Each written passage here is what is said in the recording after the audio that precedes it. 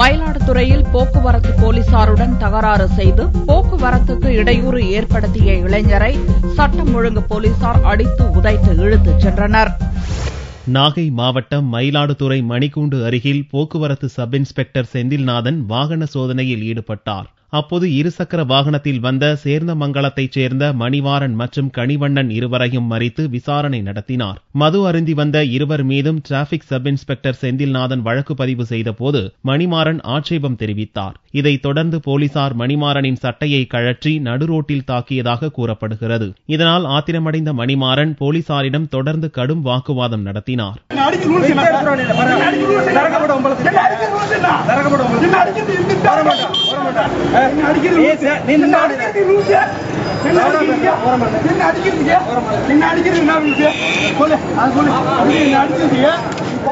மணிமாறன் தொடர்ந்து தகராறில் ஈடுபட்டதால் அப்பகுதியில் போக்குவரத்து பாதிக்கப்பட்டது. தகவல் அறிந்து அங்கு வந்த சட்ட ஒழுங்கு போலீசார் மணிமாறனை ஆட்டோவில் ஏற்றி அழைத்துச் செல்ல முயன்றனர். இதற்கும் உடன்படாமல் திமிரிய மணிமாறனை அடித்து உதைத்து ஆட்டோவில் ஏற்றி காவல் நிலையத்திற்கு கொண்டு சென்றனர்.